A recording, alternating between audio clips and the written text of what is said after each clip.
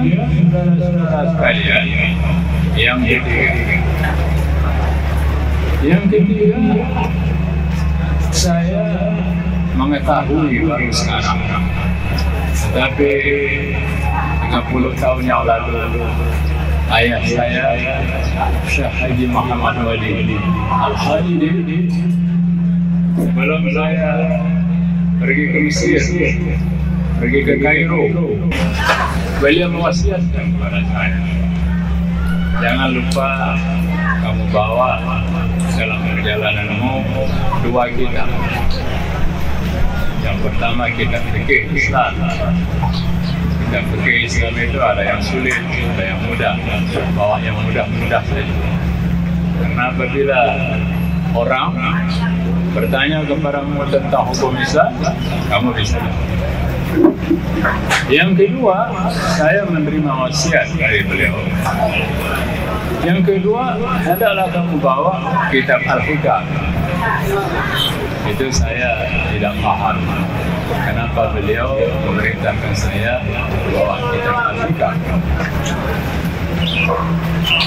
Saya juga tidak mengaji kitab Al-Hikam itu kepada beliau, tetapi saya mendengar pengajian daripada kitab Al-Hikam itu telah disampaikan oleh beliau di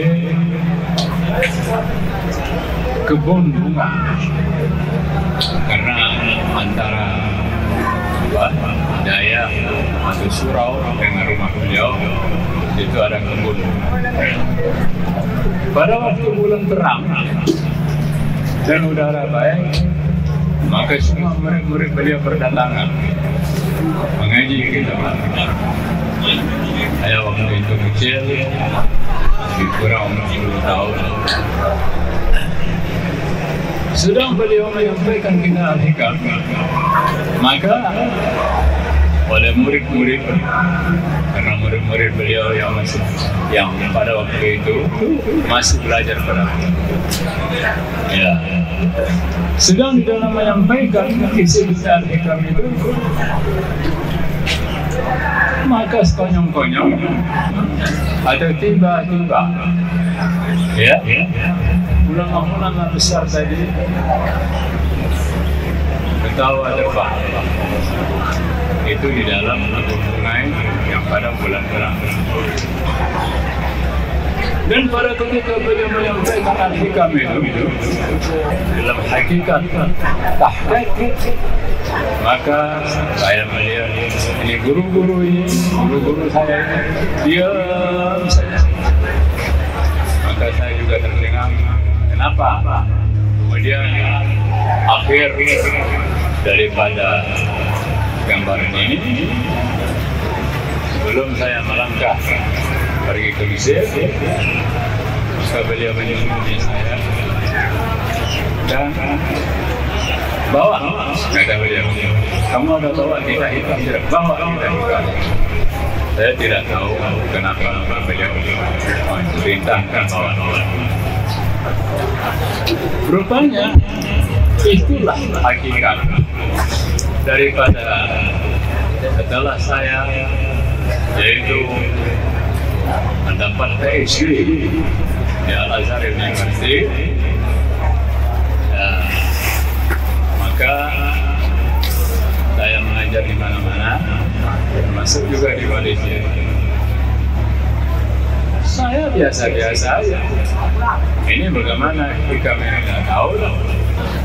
Akan tetapi setelah cetak, barulah sambutannya. Ya, kita Al-Hikam itu juz pertamanya, inilah dia ini. Kita Al-Hikam ini tidak hanya meliputi dalam ilmu tauhid saja, atau meliputi dalam ilmu hakikat saja, tapi juga hakikat ilmu tauhid dan tasawuf. Maka setelah saya selesai, waktu itu saya tulis bahwasanya sudah selesai, maka berkembanglah kita. Saya memuji Allah Subhanahu wa Ta'ala. bukan memuji diri saya, karena diri saya daripadanya, dengan adanya, kembali kepadanya, hakikatnya adalah Dia. Maka hal keadaan yang demikian itu, maka berkembang. Kalau sekarang ini sudah banyak hikam-hikam di toko buku, ya. Akan tapi hikam saya lebih duluan daripada hikam yang ada di Malaysia. Ya. Dan hal keadaan itu barangkali saudara harus mengetahui juga apa kelebihan hikam yang saya tulis ini. Kelebihan hikam yang saya tulis ini, waktu saya menulis, saya gambarkan orang-orang di depan saya, orang awam, bukan orang pintar, orang awam. Kalau orang awam, saya harus menyampaikan tulisan saya supaya dapat diketahui oleh orang awam. Jadi bukan dalam bahasa Melayu, bukan dalam bahasa Inggris. Ini adalah dua jilid.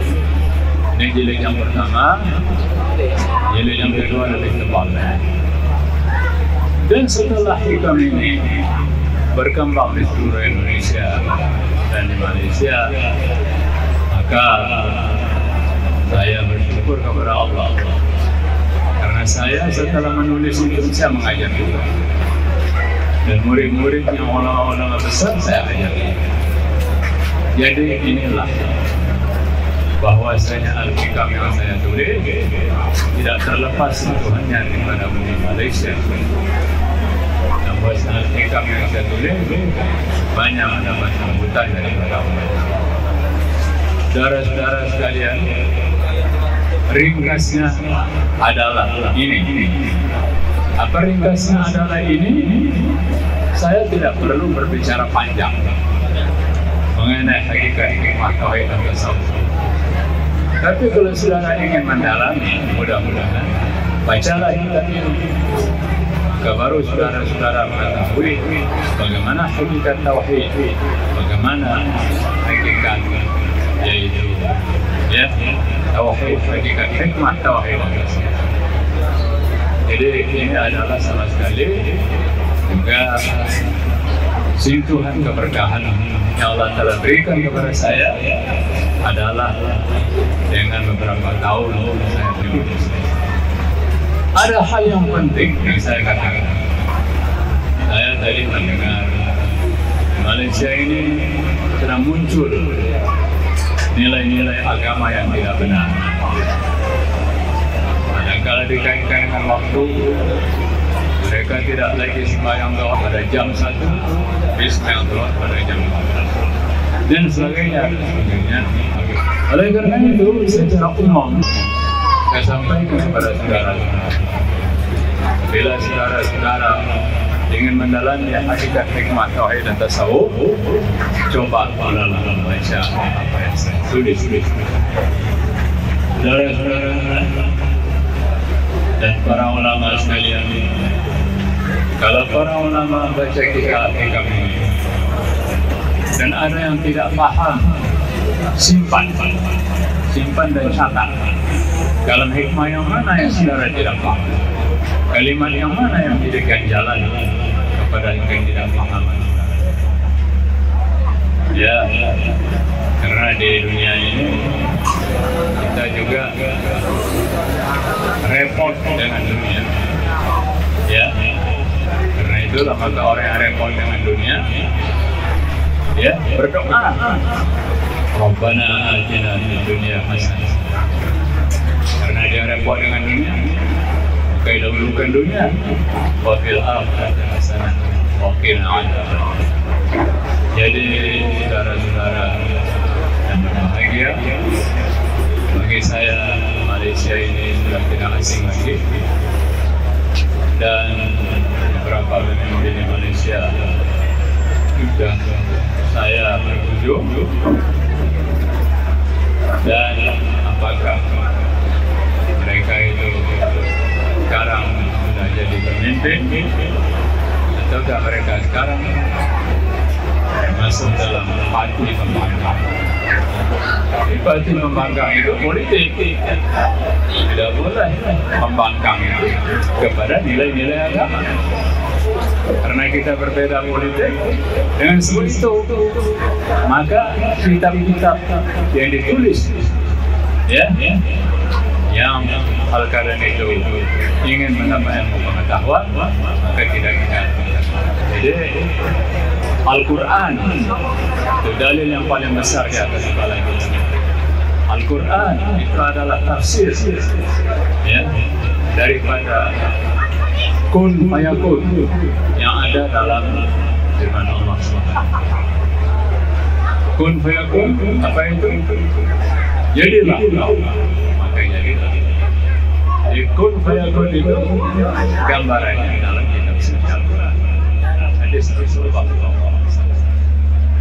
Jadi inilah saudara sekalian, ya, mudah-mudahan saya juga yang kadang-kadang berkunjung ke Malaysia ini, mudah-mudahan saya mendapat berkah daripada sesepuh-sesepuh, daripada para aulia, daripada Tuk Kenali. Kenapa saya katakan Tuk Kenali? Tuk Kenali itu adalah wali Allah di Malaysia ini, di Kelantan. Saya pergi ke Kelantan, saya ziarah makam Tuk Kenali. Dan karena Mursyidul Am Kelantan itu adalah satu leveling dengan saya di Azhar, maka saya sampai ke bilik beliau, kantor beliau. Saya terharu. Apa terharu? Saya disuruh duduk di kursi yang beliau duduk.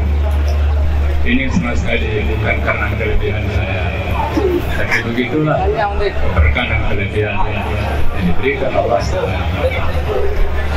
Demikianlah saudara-saudara sekalian, karena ada pun hal-hal yang lain, insyaAllah setiap kali saya berada di Malaysia dan saya disahkan oleh Allah Subhanahu wa Ta'ala, maka saya akan memperjuangkan nilai-nilai Islam menurut ilmu pengetahuan.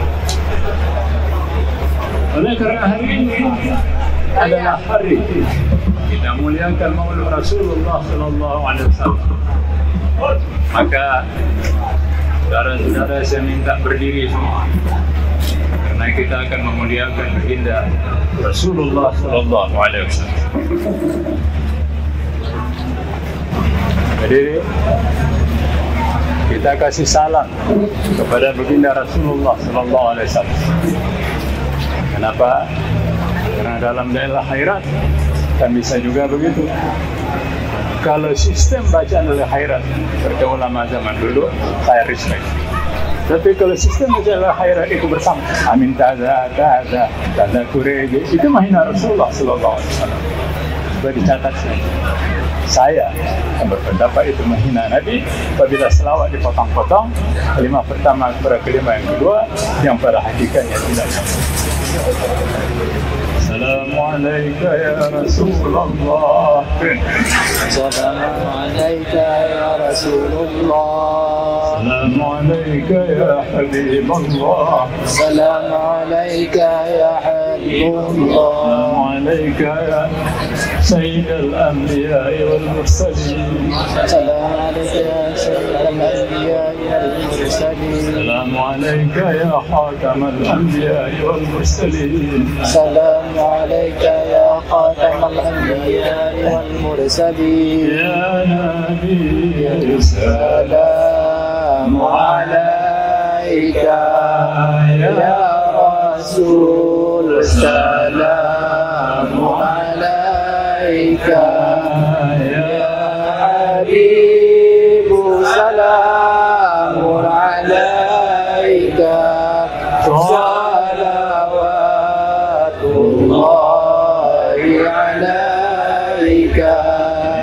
Kamu dengan yang lain, ya, saya katakan dulu supaya kita dikasih oleh Allah dan disampaikan kepada kita oleh Allah apabila kita senantiasa mengikuti jejak Rasulullah SAW. ربي ارحمنا جميعا بجميع الصالحات ربي بلغ الأمان في كل من الأمور يا سلام عليك يا رسول سلام عليك يا حبيب سلام عليك صلوات الله عليك ربي ارحمنا جميعا بجميع الصالحات ربي بلغ الأمان في كل من الأمور يا نبي سلام عليك يا رسول سلام عليك يا حبيب سلام عليك صلوات الله عليك.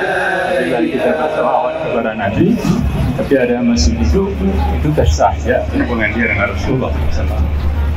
Rabbi irhamna jami'an bijami'i salihati Rabbi balligh amani fi kulli min al-umuri يا نبي سلام عليك يا رسول سلام عليك يا حبيب سلام عليك صلوات الله عليك. Sekarang kita bersumpah kepada Rasulullah Sallallahu Alaihi Wasallam. Ya Rasulullah, يا رسول الله Habib Allah, يا حبيب الله خاتم الأنبياء والمرسلين يا خاتم الأنبياء والمرسلين بأبينا يا أبينا بأبينا يا أبينا وأمنا وأمنا أنت يا رسول الله أنت يا رسول الله demi ayah kami, demi ayah kami, ayah kandung kami, ayah kandung demi kami, bunda kandung kami, demi bunda kandung kami. Engkaulah segala-galanya ya Rasulullah. Engkaulah segala-galanya ya Rasulullah. Demikianlah saudara-saudara, ada Pak saya sampaikan. Karena itu hubungan kita dengan Nabi bukan hubungan makan-makan saja, ini hubungan makan-makan ini kan hubungan iblis itu. Sudah makan, ya ingat kepada Rasulullah. Assalamualaikum warahmatullahi wabarakatuh.